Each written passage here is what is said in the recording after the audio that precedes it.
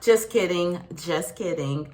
Obviously, this isn't plugged in yet. Well, it is plugged into my computer. It is not plugged in to my phone. I apparently need another little adapter thingamajiggy. But I did invest in the mic to improve in the audio on the videos because I use my phone a lot.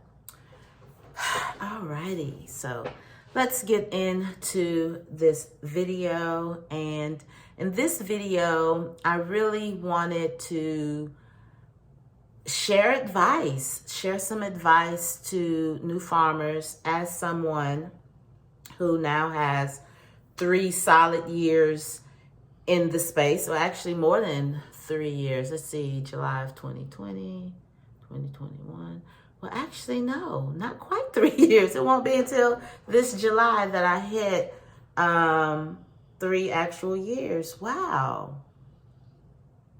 Even though the farm was purchased in March of 2018, I don't consider my starting date until July of 2019, when I actually became fully responsible. So, yeah, well, look at there. We have done a lot. We have done a lot since we've gotten started. When people say that to me, I'm just like, well, no, putting in the work, and I'm thinking about, the long days and things like that. But in the context of things, yeah, we have been able to achieve a lot in almost 3 years. So if starting a farm is what you're interested in, of course, every situation is unique. It is different. What transpired for us may not be your journey, but you take what resonates and what you can apply and definitely use it. And if starting a farm is what you want to do, or you have already started a farm, then I hope you can find these videos helpful. So even though I've given advice videos before, each one's different because there's so much advice that you can share. And there may be some of you out there who are just getting started and think that, you don't have enough farm cred yet, where harvest cred, where you can show that you've harvested, you have successfully grown this and harvested that successfully. I had to go back, had to get that one out right. But that's not what makes you a farmer. That's not what makes you a farmer. The size of your grow is not what makes you a farmer. What makes you a farmer is your spirit towards farming, all right? A genuine desire to grow things in a way that makes the world better, that doesn't harm the land, that's good for whatever use it's going to come to. That's a very high standard. I understand that, and that isn't necessarily what a lot of people who are farmers ascribe to. A lot of people consider farmers to be those who grow food or, agricultural crops that may be used for fuel or textiles, etc. That's what they consider a farmer to be. But I have a higher standard for it. So, anyway, if that's what you want to do, then I hope you find this video helpful. So the first thing I would say to people who are getting started in farming, or wanting to really understand farming more broadly from, I guess, a technical viewpoint, I encourage you to go and read the USDA's definition of a farm or a farmer. And I keep leaning into this, y'all, like it's on, right? So extra. So extra. But read the definition. I see a lot of people talking about, oh, I only have a quarter of an acre. I'm not a farm. I'm a gardener. I'm not a farmer. Yeah, I'm a gardener, or I don't have a farm. This is just a big garden and things like that. And again, it's about what's your energy. Is when you say I'm a gardener instead of a farmer, is it because you believe that a farm has to be this thing, you know, with barns and animals and acreage and all of that? Is that the reason why you're saying it? Or, nose itching. Or is that just what resonates with you? As long as you're not saying it as like a step down, I guess, is the thing. I hear a lot of fantastic farmers really downplay their farming because maybe they don't farm on as much land, or they don't grow as many different things. And, you know, don't get caught up in all of that. And so another piece of advice, in addition to really understanding what the definition of a farmer is, I shared my definition, but of course the USDA has its definition, and it's important to know that because they are a governing body in this country when it comes to the agricultural industries, and farming is part of an industry if you're going to share it with other people.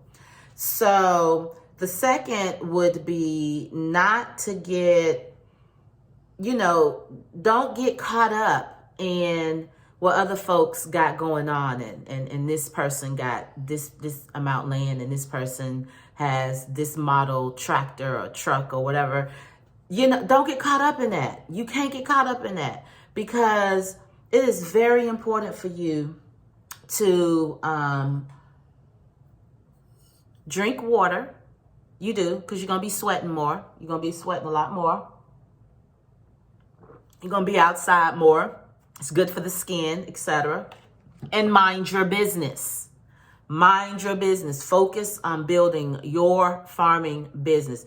Get your paperwork in order, right? There's nothing stopping you from getting your paperwork lined up right now.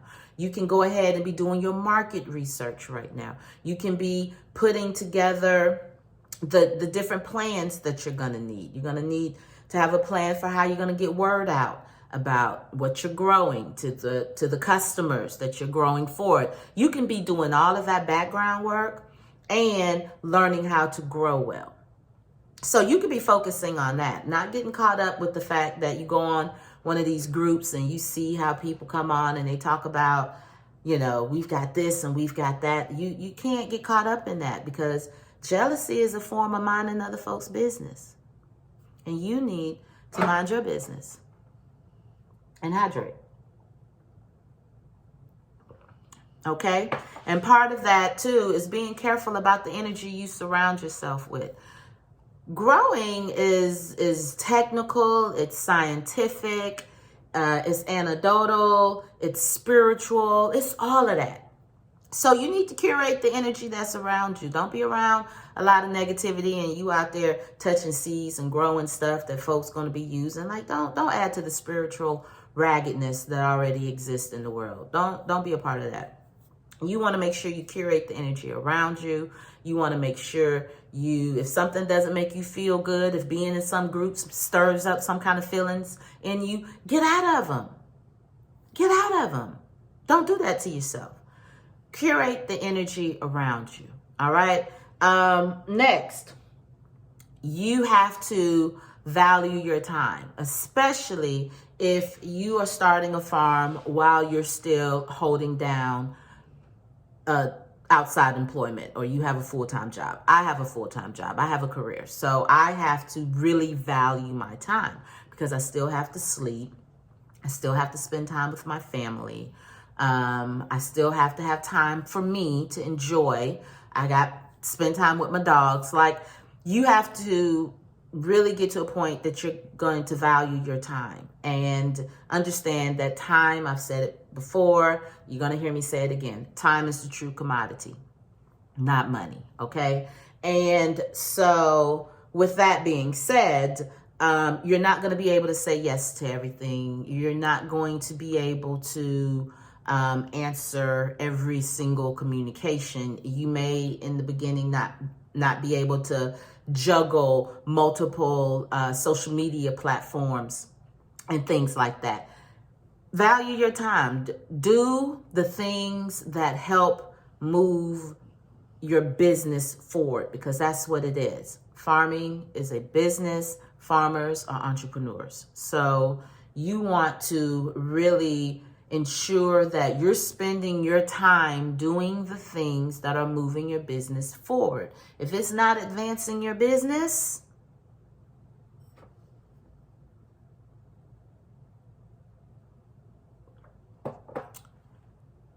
get back to minding your business.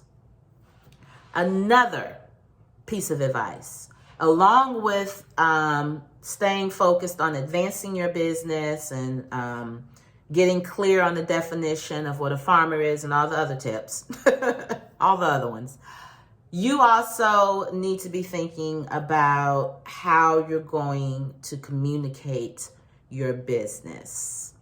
And especially if you are starting a farm or very new in farming, and you are really at a point where it's like resources are needed, this is the time to allow people in on your journey, right? Don't feel like you got to have it all nice and shiny and perfect before you can start engaging with your audience, before you can start encouraging people to follow your brand, follow your story, to make strategic investments in your ability to scale. You want to start doing that now and start telling your story now, because see, the thing about it is, the way to become an expert in something is to do it. And that doesn't mean you know how to do it every single way, but as you're going through the process of establishing your farm, you know how to create your farm. And you're going to learn other things along the way. And at some point, someone may want to come to you and be like, well, how did you do it? Okay, well, this is how I did it. That is intellectual property. It's valuable. It's a resource. It is knowledge. So you want to make sure that you are bringing people in, that you are giving them the opportunity to really get to know your farm and to start caring about it early on and learning what your core values are and things like that. So those are things you can be working on now. What are your core values? What are your commitments to your customers? All of that is part of really creating a farming business that, if you're creating smaller amounts, right? You don't have hundreds and hundreds of acres where you can plant the same thing of something and sell them to a fuel company. So you're producing smaller amounts. You may be producing more value add products. You may be producing more specialty crops, high value, but lower production. If that's the case, you got to be able to communicate to your folks. And so you want to be able to communicate to them as early on as possible. Again, you minding your business. You ain't worried about what old McDonald got at his farm, okay? Let them E-I-E-I-O down there. You focus on building your brand and on building your business and doing the background stuff and learning how to grow. And when you get to a certain point, maybe you rent or lease some land, before you buy, and you start getting some resources coming in. Maybe you can expand and create some digital products. Anyway, I'm going into full So Green society mode, but yeah, that would be my advice to new farmers coming in. You really got to have the mindset of an entrepreneur. That is what you are. Don't worry about the fact that people still in 2022 aren't fully aware of the complexities of running a farming business. You just teach and educate and bring along your folks. But you got to find them. And in order to find them, you got to be telling your story. So that's all I got. I hope this was helpful. Y'all wait until I get my microphone on. I might have to start doing my nails occasionally just so. So it goes with the sleekness of the microphone. Thanks for watching. If you feel inclined, please subscribe. Give this a thumbs up. Let me know if there's some topics you would like for me to cover about farming in general. But y'all know I really, really, really love talking about like the business and the branding and the, that stuff. So, all right. See you in the next video. What are my fingers doing? See you in the next video. Right. And just so you all can see, started on framing in this side.